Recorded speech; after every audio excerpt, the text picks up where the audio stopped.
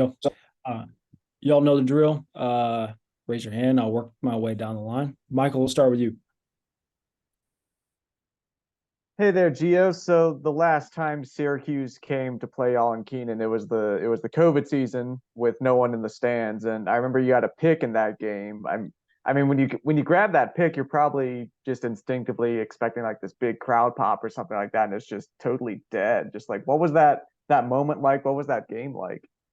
No, it was definitely cool, just having all my teammates celebrate me, definitely during a weird season, not a lot to like get super excited about only when you're playing the game, but just had that moment with my teammates before and after the game was super cool. But it was weird not having anybody in the stands. I remember we had the turnover belt during the time, and I kind of instinctively ran over to the stands, but it's like nobody's there, so I just started celebrating with my teammates.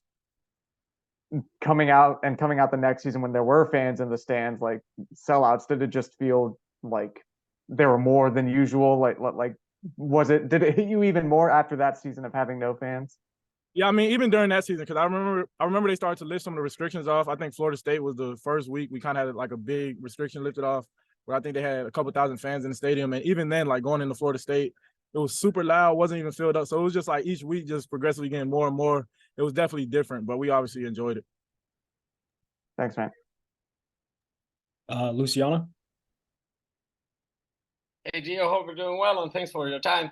The defense has obviously improved a lot from last year to this one, but red zone defense has probably been one of the most noticeable improvements. Do you see it that way? And what would you say has led to that? How do you feel personally as well in that area? Yeah, definitely. I think the defense we've done a lot better. Just focusing up on what our task has to be. I think the biggest thing is just being focused on the details. I think last year a lot of guys were we were fuzzy brain on where to be and how to do certain things. And I think this year, that's totally gone. We got guys who are super detailed on what they need to do, and we're just playing with each other. We're playing for each other, for our culture, just for the team, and we don't want to be the guys that let the team down. We heard a lot. The defense was letting guys down, so that's something that we kind of pride ourselves on now. Just making sure it's not on us. And if anything happens, we're going to be the defense that wins it for the team and not that loses it. That's how we felt the year before. So just having a little bit of pride, and, I think it's paying off just a little bit this year. Awesome. Thanks. Adam. Hey, Gio. Just wanted to go back to that Syracuse game from can you hear me okay? Yes, sir. Okay. I was seeing Luciano there. I was a little confused. Wanted to go back to the Syracuse game from 2020. That was obviously the first game of that season. When you turn on the tape now of Syracuse, since you haven't played them since then, does that bring, just watching those guys, does that bring back those memories of that day and just how, I guess, surreal things were? I definitely think they have a much different offense than kind of what they had going back to that time point. But it is surreal. I'm the old guy in the DB room now, so it's a little weird when guys are calling me like OG and stuff like that. But it's definitely surreal just watching them on film, seeing the highlights going through the building of when we played them and some of their games this year. So it's just like, dang, I was here. Javonte Williams scoring touchdowns, Michael Carter. So Sam Howell was still here. So it's a little weird, but it's pretty cool at the same time. Was the quiet of that day what's one of the things that really stands out, just how quiet it was in there?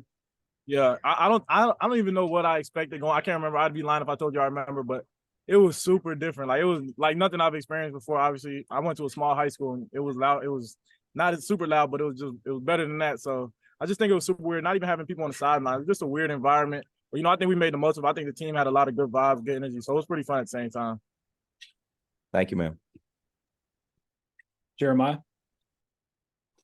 What's going on, Gio? Hope you're doing well. Yesterday, we were talking to Drake and Cedric, and they were saying that Tez Walker has been at practice as a member of the scout team. I know that's something that Mari Fox did last season, but what's kind of that dynamic been like having a player like that on the scout team? Man, it's really a blessing in disguise just how everything happened. He's so good. He's just a really talented player who challenges us every single day, lines up in the slot for us, lines up out wide. So just giving our safeties, our stars, our corners work, it's invaluable because, yeah, we can go against scouts, but at the end of the day, that's an NFL-type receiver who's going to give us the best look we can get. And honestly, you can't beat that. He's going full speed every single time. Me and him had a pretty big collision in practice, and I had to remember, I was like, usually scouts don't go for the ball, so I had to remember he's not a scout. This is Ted. So just, getting the best work we can possibly get is super cool, and we appreciate him for it. Yeah, was there any sort of I know you mentioned that play, but was there any sort of moment where you're like, you know, I mean, you know what kind of player he is based on what he did at Kent State, but seeing it up close, was there a moment of shock of like, oh wow, like this guy's actually like, you know, different type of player? I mean, all camp we saw, you know, just his explosiveness off the ball, off the line of scrimmage into his routes, his deep balls it's just crazy. It's not like anything you've seen before. But then even in scouts, you know, it makes sure guys know we can't take a playoff. Like this is who we're gonna be going up against in games. So just having that, knowing that every single play, just knowing we can't take off, that's been super helpful for us. Appreciate it, man. Thank you. Yep. Andrew? Gio, what was that collision play like? What was that? What happened? Take us through it. I can't remember. I think it had to be pit week. I think it was just he ran a post. I'm coming from post safety, coming down to make a play. We both going for the ball. Obviously, like I said, usually the scout stopped, but Tez isn't a scout. And we both kind of just collided. We just got up, laughed, shook it off. Nothing too crazy. I have a defense question I want to ask you here in a second, but I want to stay on the Tez thing. When you have a guy that's gone through what he has, and it's been so public as well, so other people know he's going through it, but he's in scout team and he's doing that stuff for you. Is that a big part of the fabric of this team's sort of identity, that you guys are zeroed in and uber focused, maybe more so than in the past? Yeah, definitely. I mean, I think it just shows the type of person Tez is first and foremost, you know, just a real team guy doing whatever he can for the team. You know, a lot of guys, like I said, who have NFL caliber talent probably would not do something like this. You know, they probably feel bad for themselves and just not work on their craft and just kind of sit to the side. You know, he's taking another challenge. Hey, let me get the defense better and also get himself better by playing against defensive guys. Because, you know, when the offense goes against scouts, they're not playing against the starters. So this is just another opportunity for him to continue to get better and to make us better. So it shows what type of team we have. And I think everybody on our team would do it. You know, we got really good guys on this team. All right, my original question about the defense. When in previous years, when Max said something about this the other day, and some of the guys did yesterday, that when things started spiraling negatively for you guys, it was almost like a panic, and you guys had a tough time sort of regrouping. Now it looks like you guys are in control even when things aren't going well, which allows you to regroup. Can you sort of take us through why that is different with you guys now than before? Yeah, definitely. I think the biggest thing is just everybody knows what they messed up. It's not like we're going to the sideline and it's, whoa, what was that? You know, there's plays in the game where me said somebody might come to the sideline and like, hey, coach, they just gave us this. Let's adjust this way. And it's like, all right, we see this. And last year we wouldn't have been able to tell it's better communication between the players and the coaches, just at a higher IQ level, to really talk ball and go to the sideline and make adjustments. And I think that's been the biggest step, is being able to have better player coach communication and know what we're supposed to be doing and where we're supposed to be. I think that's been the biggest help so far this year. Cool. Thank you. Appreciate it. So, Adam? Gio, along those lines, you know, with the bye week, obviously a chance to catch your breath and sort of assess how the first 4 games of the season have gone and where you're headed next. Just like, how much better do you think this secondary is just at this point in the season, if you compare it to like last year? And where do you think you guys need to improve? Like, where do you need to take this thing from where you are now? yeah. So I think the biggest difference is this year, you know, we have so much more communication. You know, I think guys, like I said, the biggest thing, guys know what we're doing. There's no, what do I have here or how do I have it here? You know, like I said, we can go to the sideline and talk to coaches about what happened. And I think also the biggest thing, just self-accountability. You know, if I mess up, I have to take it. If Huzzy messes up, they have to take it. And we all tell each other, get on me. Like, if I do something I'm not supposed to do, then get on me. And we can't take it personally, you know. And the coaches know that, and they're doing the same thing for us. And the coaches are just allowing us a little bit more, you know, to coach each other up, be those coaches on the field, and make adjustments as we need. Because obviously, again, like I said, we know we have to do.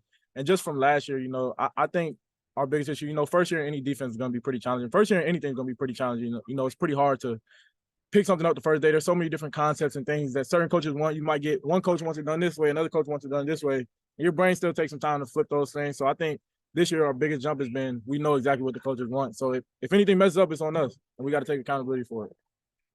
Yeah, so settling in more. Where do you think, you know, like you're 4 games in here, where do you think you guys need to get better just in the secondary? Like, what would you pinpoint? Yeah, you know, some things I think we need to get better. Safety specific is just, you know, tackling in space, you know, and I think that's something you can always work on. And Coach Warren's been harping on us a lot about that. You know, we've been doing a lot more drills in practice, and then just making more plays on the ball. You know, Huzzy had 2 picks last game. Armani had 1 against Minnesota. So, you know, we're making some plays, but, you know, getting more hands on balls, whether that be PBUs or just interceptions, and then just, you know, plastering routes a little bit more. during scrambles, because I know this week Syracuse quarterbacks don't try to make a lot of plays on his feet.